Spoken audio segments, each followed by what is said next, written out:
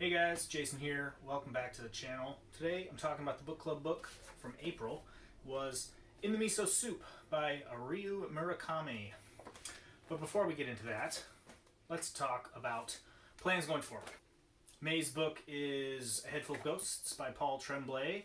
I started this, 3 or 4 days ago. I'm about halfway through. It's pretty good so far, so if you have not started it or read it, you still got time. Finish it up in May, and we will talk about it in June. The winner of the poll for the June book was Ghost Story by Peter Straub by a narrow margin. It was 31% of the votes for this, 30% of the votes for The Last House on Needless Street. And one thing that's kind of annoying with the YouTube polls is you can't see the exact number of votes that each one got. You can just see the percentage. So it's kind of annoying. I wish you could, but you can't. So anyway, like I said, just barely edging it out was Ghost Story. So read that in June, and we'll talk about it in July. And for the July book, I thought it'd be fun. The Bram Stoker Awards just happened. It was last week. And so what I thought we would do is I'm gonna let you guys decide which one of the nominees we're gonna read. So the category that we're gonna choose from is the Bram Stoker for exceptional novel or whatever it is. First up is My Heart Is a Chainsaw by Stephen Graham Jones. This one actually won the award, so yeah, there you go. The Final Girl Support Group by Grady Hendrix. The Queen of Cicadas by V. Castro, Children of Chicago by Cynthia Palaio, and finally The Book of Accidents by Chuck Wendig. I'll put the poll up with those options. Just go in the community tab. Go ahead and vote for what you guys want to read in the month of July. I'll also link it down in the description.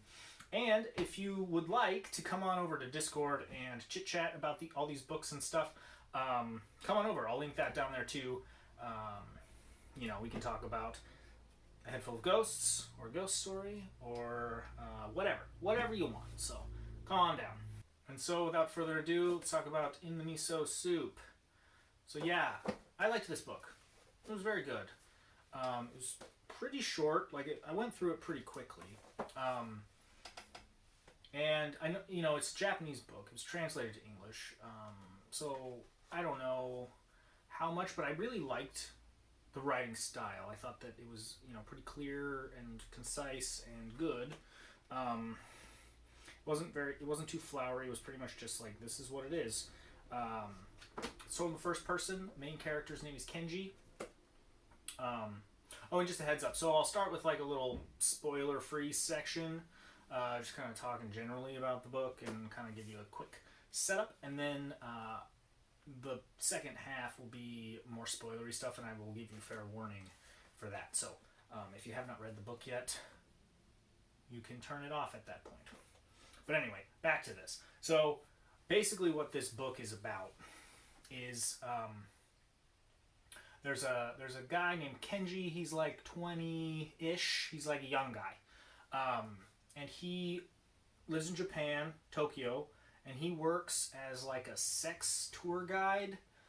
So basically people come to him and he shows them around where all the prostitutes are and all the strip clubs and peep shows and all that stuff. So if someone wants to, go to a strip club, he knows all the good ones. And so he kind of shows people around, and he gets paid pretty well to do this. Mostly it's tourists, a lot of American tourists, and stuff like that. So that's his job. And one day he has this new client. The client's name is Frank. He's American, and he is weird.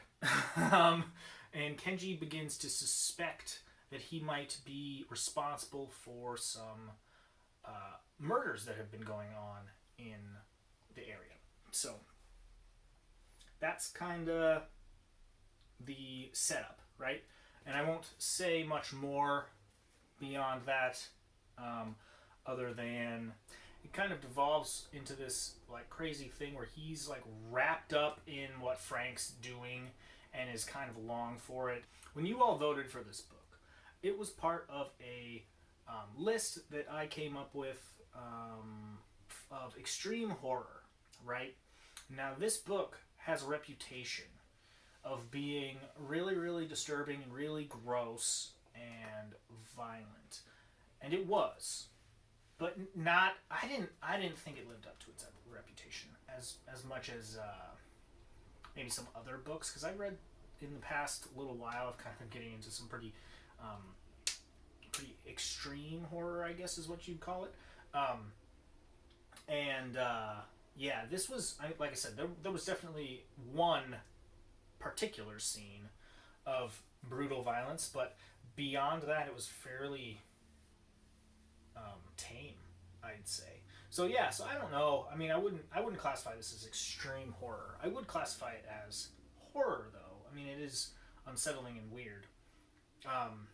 But yeah, just a little side note, my opinion on kind of that.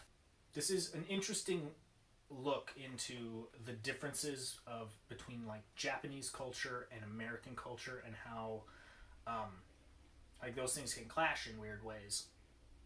And it's set in the 90s, so I mean, I guess I don't really know much about Japan in the 90s, but I feel like this book does a really good job at like pointing out how America and Japan were very different culturally. That's it for the spoiler section. Now we're going to talk about specifics. And so if you have not read the book and you intend to, you should turn this off, go read it, and then come back. So Kenji. He is the narrator of the story. And I don't know why, I just didn't really trust him very much. Like, I felt like he was very unreliable. In fact, part of me kind of got like halfway through or a quarter of the way through this and thought maybe he was the killer and he was like gonna frame Frank for it somehow or something like that. I wasn't really sure. I'm also not 100% convinced that Frank was the killer, at least not of the girls that died before off page. There's a scene where they go to a batting cage and there's a homeless man there, and Frank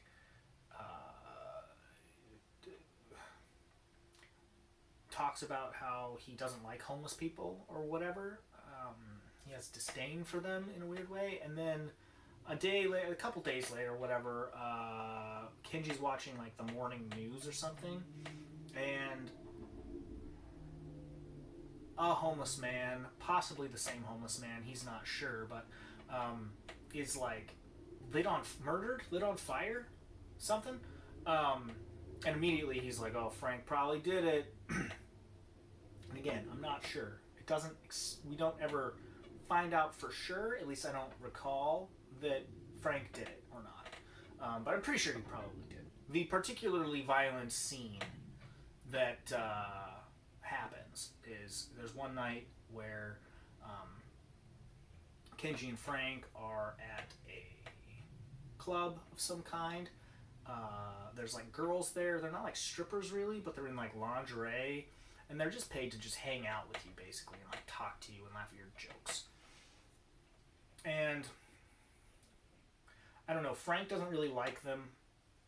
Kenji kind of doesn't really like them either, but they're just there like hanging out, whatever. And Frank kind of loses it, and he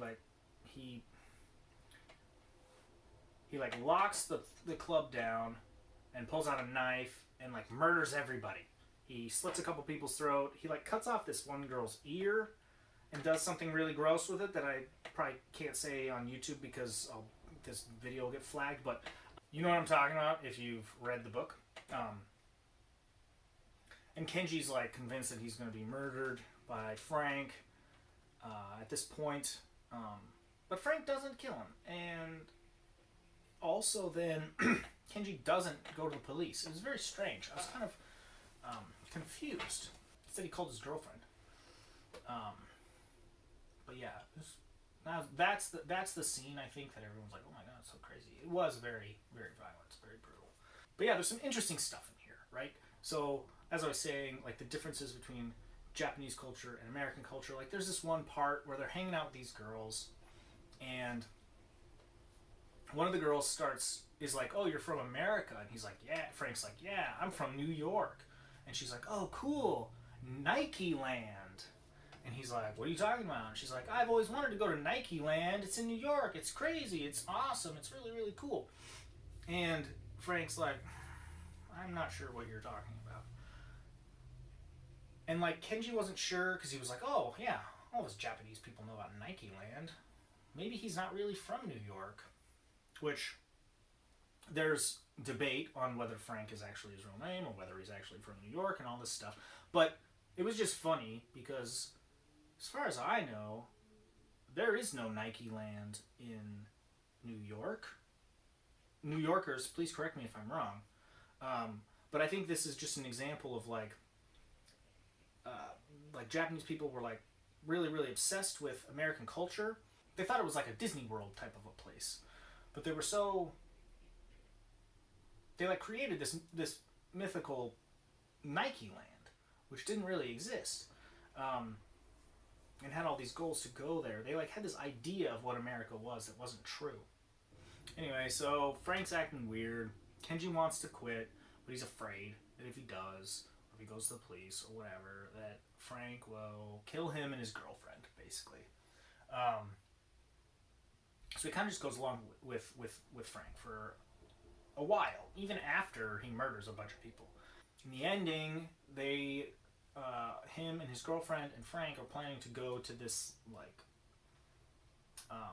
lantern ceremony thing, and Frank he's like, "Hey Kenji, thanks for showing me around. It's been real cool. You're pretty cool." And he gives him like a letter, and in the letter there's a feather, a swan's feather. And that's the end of the book. Now that is relating to a story that Frank told Kenji earlier about how he killed a swan one time. And what he did was he like sat very still for a long time until the swan became accustomed to his presence, and then trusted him in kind of, and would get close enough to him, and then he reached out and grabbed it and strangled it to death. Right? Now, the ending is ambiguous, and I'm not really sure what it's supposed to mean, but like, I don't know. Is that like a threat? Is Kenji being threatened by Frank with that swan? Like, is Kenji the swan that Frank is, trying to be buddy-buddy with until he can get close enough to kill him? If that's the case, I mean, Frank's been close enough to kill Kenji a number of times. Or does Frank actually, like, feel a connection with Kenji? I wasn't really sure. I think this is a book that would be very enlightening on a second read through, I think. So I have plans to read this again in the not too distant future. I'll probably read it again this year, in fact. I don't normally reread books, but this one just feels like I think I need another pass through. I don't think I got everything out of it that it has. So I'm going to reread this one. And maybe when I do, maybe I'll do an update video or something. And I want to read more of this guy, Ryu Murakami. I know he wrote Audition, which I haven't read, but I did see the movie, and it is very gross. So if the book is anything like the movie, it's probably right up my alley, right in my wheelhouse. I don't know what else he's written, but yeah, I'm interested. I think I gave it 4 out of 5 on Goodreads. Not that matters, but alrighty, I'm gonna pop on over to the Discord real quick and just see what you guys have been saying. So here's one. Alex Horn says, Frank is super weird, but I feel like Kenji is a pretty unreliable narrator. He's got some weird family issues, and he seems to think it's totally normal to have a high school girlfriend who he met in the course of his sex tourism duties. Yeah. maybe that's it. I had mentioned before that I didn't really trust Kenji as a narrator, and yeah, so that doesn't. So apparently, other people think that too. The Teeps also said that he thought that Kenji might be the killer, which yeah, I kind of got that vibe as well. So here's an interesting one. The Teeps, he says the ending was quite sinister. The threat to Kenji and June hadn't gone away. Imagine how they'll cope knowing that he could be anywhere. Right, so because he mentions that he's not leaving Japan. He's going to hang out for a while. Or maybe he gave the feather as a reminder of their friendship with no intention of seeing Kenji again. Maybe he expects Kenji... Oh, wait. Maybe he expects to get caught. Which makes sense, right? Like, he just murdered, like, a whole bunch of people that we know of because we saw him do it. But even before that, he might have killed who knows how many people. So, yeah, maybe he does expect to get caught. And he's just like, hey, thanks for being my buddy when I've been in town. See you never. I don't know. All right, here's a good one, but it's a little long, but it's a good one. Alex Horn. I found the story multi-layered and full of commentary about Japan's place in the world. I thought Frank was a good narrative tool to get Kenji thinking about Japanese culture and how people would respond to such a violent and oppressive American presence. Towards the end of the book, in perhaps his only moment of sincerity, Frank tells Kenji that he kills only as a means of removing useless people from the world. Kenji thinks this is a load of bullshit. But if we look at the traditionally marginalized people he murdered throughout the story, maybe Frank truly believes he's a necessary cleansing agent in society. This is also echoed in Kenji's own thoughts on how it took America dropping nuclear bombs on Japan for the country to pursue its destiny as an economic powerhouse. This idea goes both ways here because Frank, as the American purifying agent of destruction, is also looking for peace and absolution in the very Japanese tradition of salvation bells ringing at the dawn of the new year. Yeah. That's crazy. This book is really good. I am going to have to read this one again because that's really interesting. Alex, thanks for that. That's really cool. Yeah. Wow. So yeah, there's a lot going on in this book. Highly recommend it. So that's in the Miso Soup by Ryo Murakami. If you have any other thoughts or whatever about this, leave them in the comments. It'd be really cool to hear what you guys thought. Or, again, come on over to Discord and join the conversation there. You know, the more the merrier. That's pretty much all I got. So, yeah. Everybody have a nice weekend, and I'll see you guys next time. Peace.